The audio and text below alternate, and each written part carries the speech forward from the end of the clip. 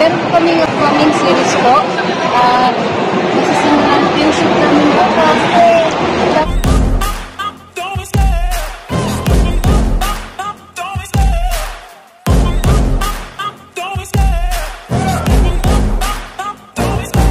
Love the chase and the hunt, and I set the pace when I'm running. I always take what I want and I always give it 100. Don't need a bank, no I'm funded. Play the game like it's nothing. I'm always thankful for something. Don't take for granted, stay humble. Now wake up, it's time to look at the enemy. Look in the mirror if he is no.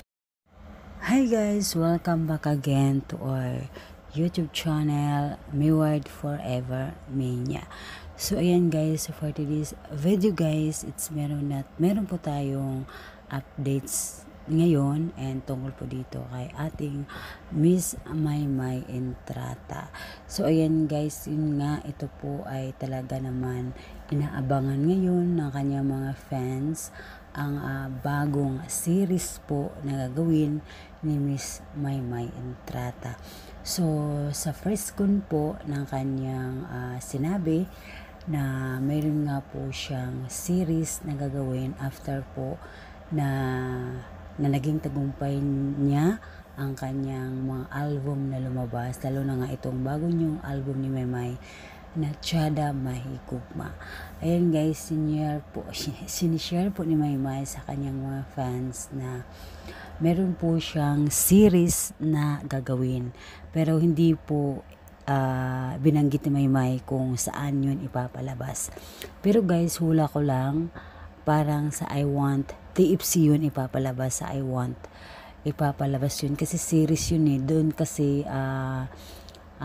kasi nila palaging pinapalabas yung mga series na gagawin, gaya nung ginawa ni Andrea Verliantes. Meron po siyang series sa I Want, pero kalaunan is pinalabas din yun sa Kapamilya Channel. So ngayon, gaya nga ng binanggit ni Maymay Entrata sa intro natin na meron nga siyang series na gagawin, pero isip ko nga ito lang ay parang naisip ko lang, parang sa I Want ito ipapalabas, pero kalaunan din naman yung mula sa mga I Want series ay ipinapalabas din sa Kapamilya Channel. So, it means may chance rin tayong mapanood si Maymay sa Kapamilya Channel. So, yun lang yung anak ko guys, yun lang yung naisip ko. Baka kasi series yun guys eh. So, pag series kasi, kadalasan ginagawa yun sa I Want. So, ang teleserye naman ay ginagawa dito sa Kapamilya Channel. So, parang sa I Want ito ipapalabas sa YouTube din, mapapanood din. So ayan guys, abangan po natin yun, yung bagong series nga po ang gagawin ni Miss Maymay. So napaka-excited po lahat ng kanyang mga fans. Ayan, lalo na yung mga Edward fans, mga Edward fanatic and Maymay fanatic. Napaka-excited nila kasi mapapanood na nga nila ang ating Miss Maymay Entrata. So napaka-excited to guys. Sana atin pong tangkilikin ang mga ganap po ng mga Mayward, ang Love Team Mayward. So ayan guys, so maraming ngayon nagre-request na sana nga ay si Edward ang kanyang makakasama. So yun din sa akin, sana nga si Edward ang makasama ni Maymay.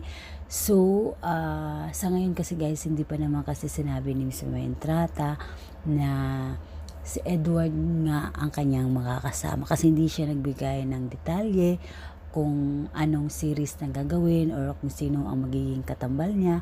Kung si Edward man, di mas masaya, di mas matutuwa pa ang mga Mayward fans.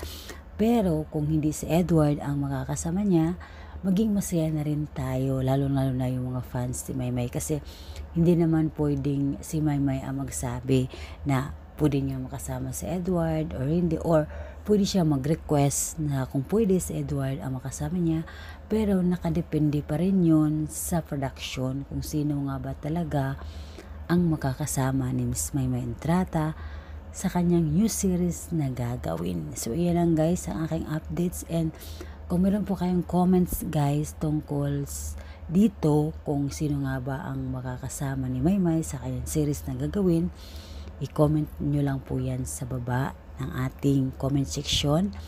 And of course guys, huwag nyo rin kalimutan na mag-subscribe na rin kayo sa ating YouTube channel. And itong YouTube channel na to guys, it's para po sa inyong lahat. So ayan guys, yung aking updates, and maraming salamat sa inyong lahat, sa inyong pagtangkilik sa ating channel na to. Ayan guys, malapit na tayo guys mag 20k. Ayan, sana ako ay inyong pagbigyan na umabot po tayo ng 20k. So ayan guys, maraming salamat guys sa inyong lahat, sa inyong suporta. Dito lang yan sa ating YouTube channel. Ayan guys, and magandang umaga po sa inyong lahat. The time is 1:28 in the morning. So ayan guys, maraming salamat at magandang gabi po, good morning po sa lahat.